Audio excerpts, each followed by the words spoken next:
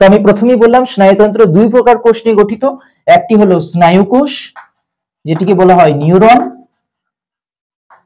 আর একটি হলো নিউরোগ্লিয়া। এবার এই যে স্নায়ু কোষ এবং নিউরোগ্লিয়া তার মধ্যে পার্টিকুলার কিছু ডিফারেন্স আছে। যেমন যেমন স্নায়ু কোষে আমরা যে দেখব যে স্নায়ু কোষ বিভাজন করতে পারে না, অর্থাৎ বিভাজনে অক্ষম। অন্যদিকে নিউরোগ্লিয়া কোষে সেরকম কোনো সমস্যা নেই, যার জন্য এরা বিভাজনে সক্ষম। দুই নম্বর যে ডিফারেন্স পাবো সেটা হচ্ছে আমাদের যে মেমোরি থাকছে না, মানে আমরা যে কোন একটা উদ্দীপনায় সাড়া দিচ্ছি, এই সমস্ত যাবতীয় কাজ স্নায়ুতন্ত্রের প্রধান যে কাজগুলো করে কে না, সেটা হচ্ছে স্নায়ু কোষ। সেই জন্য স্নায়ুতন্ত্রের গঠনগত ও কার্যগত একক না, স্নায়ুতন্ত্রের গঠনগত এবং কার্যগত একক হিসেবে কাজ করে কে, স্নায়ু কোষ। অন্যদিকে নিউরোগ্লিয়া কোষ কিন্তু স্নায়ুতন্ত্রের গঠনগত ও কার্যগত একক নয়। স্নায়ুতন্ত্রের অধিকাংশ জায়গা জুড়ে নিউরোগ্লিয়া থাকে, সেই জন্য একে বলা হয় ধারক কোষ। ওকে, এবং এই যে স্নায়ু কোষ আমি বললাম বিভাজিত হতে পারে না, অর্থাৎ স্নায়ু কোষ একটা নির্দিষ্ট দিন বয়সের পর সেটি মারা যায়, এবং সেই জায়গাটা যেখানে স্নায়ু কোষটা মারা গেল সেই জায়গাটা গিয়ে দখল করে কে, নিউরোগ্লিয়া কোষ। সেই জন্য একে বলা হয় স্নায়ুতন্ত্রের ধারক কোষ। এবং এই নিউরোগ্লিয়া প্রধানত আমরা তিন চার রকমের পাই। যেমন পাই মাইক্রোগ্লিয়া, ক্ষুদ্র আকৃতি হয়। যেমন পাই কি অ্যাস্ট্রোসাইট, মাইক্রোগ্লিয়া, অ্যাস্ট্রোসাইট এটা তারক আকৃতি হয়। এছাড়া হয় কি অলিগোডেন্ড্রোগ্লিয়া, অলিগোডেন্ড্রোগ্লিয়া। তো আমরা তিন প্রকার প্রধানত নিউরোগ্লিয়া কোষ পাই, যারা অ্যাকচুয়ালি ধারক কোষ রূপে স্নায়ুতন্ত্রে কাজ করে। এবার আমরা আসি স্নায়ু কোষ, তার যাবতীয় ডিটেলস সম্বন্ধে। তো দেখো, এটা হচ্ছে একটি স্নায়ু কোষ বা নিউরন। তো স্নায়ু কোষের যে প্রধান দুটো অংশ রয়েছে, এই যে অংশটুকু, এই অংশটুকুকে বলা হয় কোষ দেহ। এই কোষ দেহের আরেকটা নাম হচ্ছে নিউরোসাইটন। ওকে, আর এই যে শাখাটা, এই শাখা অংশটিকে বলা হয় অ্যাক্সন। তাহলে নিউরনের আমরা দুটো প্রধান অংশ পাচ্ছি, একটি হচ্ছে কোষ দেহ আর একটি হচ্ছে প্রবর্ধক। প্রবর্ধক, এখানে দেখো আমরা দুই রকমের প্রবর্ধক মানে এক্সটেনশন, মানে বর্ধিত অংশ। তো প্রবর্ধক দেখো আমরা এটা একটা প্রবর্ধক পাচ্ছি, আর আমরা এই যে প্রবর্ধক গুলো পাচ্ছি এগুলো। তো কোষ দেহ থেকে যে প্রবর্ধক গুলো নির্গত হয় তার মধ্যে আমরা দুই রকম প্রবর্ধক পাই, একটা ক্ষুদ্র প্রবর্ধক আর একটা দীর্ঘ প্রবর্ধক। যে দীর্ঘ প্রবর্ধক এটিকে আমরা বলছি অ্যাকশন, আর এই যে ক্ষুদ্র প্রবর্ধক গুলো রয়েছে এদেরকে আমরা বলি ডেনড্রন। এবং এই যে ডেনড্রন গুলো, এই অর্থাৎ যে ক্ষুদ্র প্রবর্ধক গুলো, এরা আরো কি হয় না, শাখা প্রশাখা যুক্ত হয়। এবং এই যে ডেনড্রনের শাখা তাকে বলা হয় ডেনড্রাইট। এটা কিন্তু ডেনড্রাইট আটা নয়, হ্যাঁ, ডেনড্রাইট। তাহলে ডেনড্রনের শাখাকে আমরা কি বলবো, ডেনড্রাইট। এবং এই যে অ্যাকশন, এই অ্যাকশনের সাধারণত শাখা দেখা যায় না, যদি শাখা থাকে তখন তাকে বলা হয় কোল্যাটারালস। ওকে, বোঝা গেল।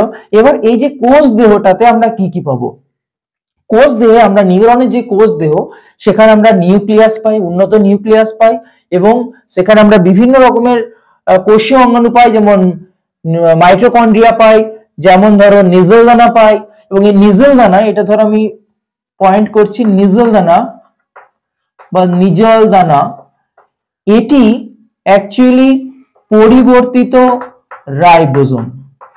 পরীক্ষায় প্রশ্ন দেয় খুব, যে নিজেল দানার কাজ কি। তুমি ভাবো, নিজল দানা হচ্ছে অ্যাকচুয়ালি পরিবর্তিত রাইবোজোম, যেটা থাকে শুধুমাত্র নিউরনের কোষ দেহে, এবং যার প্রধান কাজ হচ্ছে কি, রাইবোজোমের কাজ কি, প্রোটিন সংশ্লেষ করা। তো এরও কাজ হচ্ছে প্রোটিন সংশ্লেষ করা।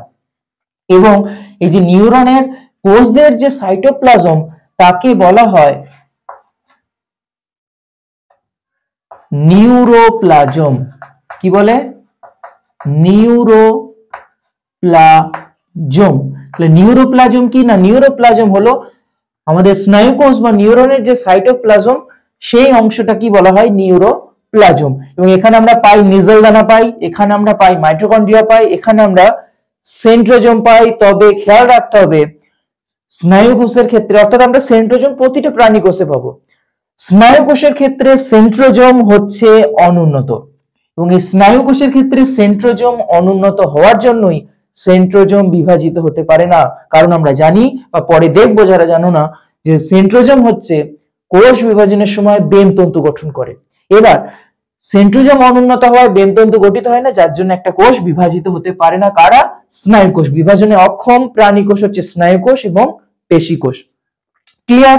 এবং অ্যাকশন যেখান থেকে শুরু হচ্ছে, অর্থাৎ কোষ দেহের যে অংশ থেকে অ্যাকশন শুরু হচ্ছে সেই জায়গাটিকে বলা হয় অ্যাকশন হিল্ক বা হিলক বা হিল্ক, অ্যাকশন হিল্ক। ওকে, তো মানে কোষ দেহের যে অংশ থেকে অ্যাকশন শুরু হয় তাকে বলা হয় অ্যাকশন হিল্ক। এবার আমরা যে অ্যাকশন দেখতে পাচ্ছি, দেখো ভালো করে দেখো, আমরা অনেক রকমের লেয়ার দেখতে পাচ্ছি, তো স্তর দেখতে পাচ্ছি। অ্যাকশনের মধ্যে এই যে অংশটা রয়েছে এটা হচ্ছে অ্যাকশনের অংশ। অ্যাকশনের মধ্যবর্তী যে সাইটোপ্লাজমের অংশটা থাকে তাকে বলা হয় এক্সোপ্লাজম। কি বলে? এক্সোপ্লাজম। তাহলে একদম ভিতরে যে আমরা অংশটা দেখতে পাচ্ছি সেটা কি? এই অংশটা হচ্ছে এক্সোপ্লাজম। অর্থাৎ এক্সোপ্লাজম মানে অ্যাকশনের সাইটোপ্লাজম, অর্থাৎ এটাও তো ধরো কোষেরই তো বিবর্ধিত অংশ, তো এখানেও তো আমরা সাইটোপ্লাজম পাবো। সেই এক্সোপ্লাজম হচ্ছে নিউরনের মধ্যে যে সাইটোপ্লাজমের অংশটা থাকে তাকে বলা হয় এক্সোপ্লাজম। এবার দেখো এক্সোপ্লাজমের বাইরে যেটা হলুদ রঙের বর্ডার দেখতে পাচ্ছ, সেই বর্ডারটা অর্থাৎ এই যে এক্সোপ্লাজমের বাইরে যে আবরণটা রয়েছে সেই আবরণটাকে বলা হয় এক্সোলেমা। কি বলে? এক্সোলেমা। বেগুনি বর্ণের যে স্তরটা সেটি হচ্ছে এক্সোলেমা। ওকে, বেগুনি বর্ণের যে স্তর সেটি হচ্ছে, এটা হচ্ছে এক্সোপ্লাজম। তারপর ওই হলুদ বর্ডারের বাইরে যে আবরণটা রয়েছে অর্থাৎ বেগুনি বর্ণের, সেটাই হচ্ছে কি এক্সোলেমা। এক্সোলেমা কাকে বলে না, অ্যাকশনের যে বাইরের আবরণ একদম, অর্থাৎ সেই অ্যাকশনের বাইরের আবরণটাকে বলা হয় এক্সোলেমা। অর্থাৎ দেখো ভিতর থেকে বাইরের দিকে আবরণ, অর্থাৎ এক্সোপ্লাজমের বাইরে যে আবরণটা রয়েছে সেটা হচ্ছে এক্সোলেমা। এক্সোলেমার বাইরের দিকে যে আমি যেটা এই যে এই কালারটাতে দেখিয়েছি, এইটি হচ্ছে কি মোটা স্তর যেটা, সেটা হচ্ছে মায়োলিন সিদ। মায়োলিন সিদ বা এটা কি বলা হয় মেডুলারি আবরণ। ক্লিয়ার?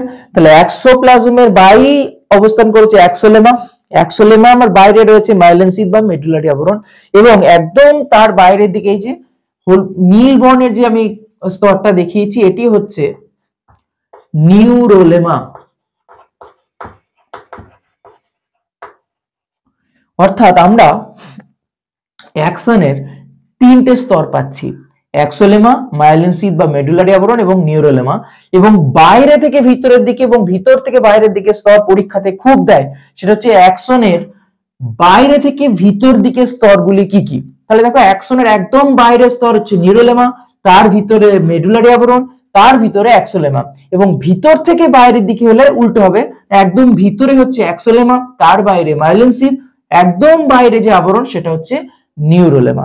এবং তুমি দেখো এই যে স্থানে স্থানে, এই যে আমি এক জায়গায় জাস্ট দেখিয়েছি, দেখো সেখানে মায়োলিন সিদটা নেই, এক্সোলেমা কিন্তু রয়েছে। এক্সোলেমা মানে এই যে বেগুনি বর্ণের যে আমি স্তরটা দেখেছি, এক্সোলেমা রয়েছে, কিন্তু এই জায়গাটাতে দেখো মায়োলিন সিদ নেই, এবং তার ফলে সেখানে নিউরোলেমাটা কি হয়ে গেছে, ভাঁজ হয়ে গেছে। এবং এই জায়গাগুলোকে বলা হয় যেখানে এক্সোলেমা থাকে কিন্তু কোনো মেডুলারি আবরণ বা নিউরোলেমা থাকে না, সেই জায়গাগুলোকে বলা হয় র্যানভিয়ারের পর্ব।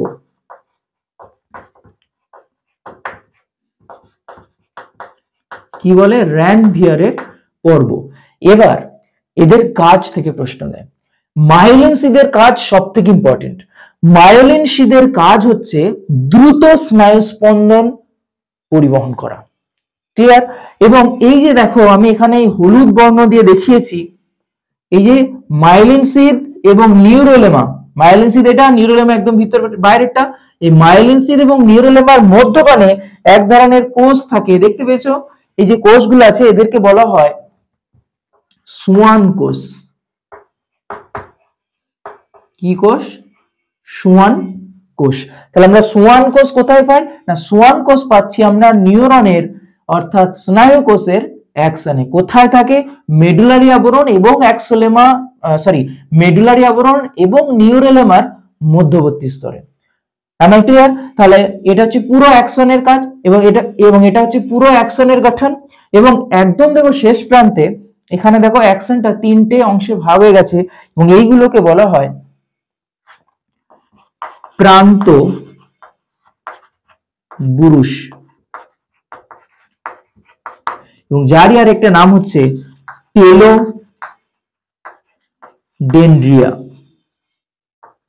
টেলোডেন্ড্রিয়া।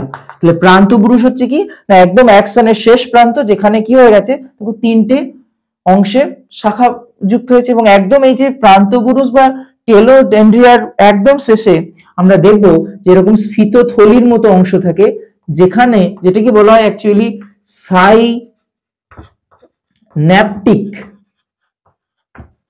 নব বা সাইন্যাপটিক ভেসিকল, অর্থাৎ যে থলি সদৃশ অংশগুলো রয়েছে যেখানে অ্যাকচুয়ালি থাকে কি এই সাইন্যাপটিক নব বা সাইন্যাপটিক ভেসিকলই থাকে আমাদের এই যে সাইন্যাপসের মধ্যে যে নিউরো ট্রান্সমিটার থাকে, অর্থাৎ একটা নিউরনের নিচে আরেকটা নিউরন আছে, তো এক নিউরন থেকে পরবর্তী নিউরনে স্নায়ুস্পন্দন পরিবহনের সাহায্যকারী যে নিউরো ট্রান্সমিটার থাকে, সেই নিউরো ট্রান্সমিটার গুলো থাকে কোথায়? এই সাইন্যাপটিক নব বা সাইন্যাপটিক ভেসিকলে। ওকে, তো এইটাই হচ্ছে একদম ওভারঅল স্নায়ুকোষ বা নিউরনের স্ট্রাকচার।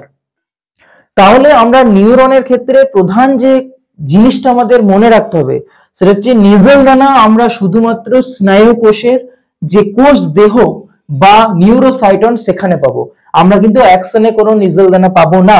অ্যাকশনে কি পাবো না, মাইটোকন্ড্রিয়া পাবো, নিউরোফাইব্রিল পাবো। নিউরোফাইব্রিলও কিন্তু আমরা স্নায়ুকোষের কোষ দেহতেও পাই এবং অ্যাকশনেও পাই নিউরোফাইব্রিল। এবং এই নিউরোফাইব্রিল অ্যাকচুয়ালি কি না, নিউরোফাইব্রিল হচ্ছে একটা সূত্রকার গঠন যারা তোমার এই যে অ্যাকশন, ডেনড্রন এইগুলোতে বিন্যস্ত থাকে এবং এই যে স্নায়ুকোষের যে সংকোচন, সেই সংকোচনে সাহায্য করে এই নিউরোফাইব্রিল গুলো। ক্লিয়ার? তো নিউরোফাইব্রিল, মাইটোকন্ড্রিয়া এগুলো আমরা কিন্তু অ্যাকশনেও পাবো, কোষ দেহ পাবো, কিন্তু নিজেল দানা আমরা শুধুমাত্র পাবো কোষ দেহ, অন্যদিকে সোয়ান কোষ আমরা শুধুমাত্র পাবো অ্যাকশনে। So this is overall view of neuron.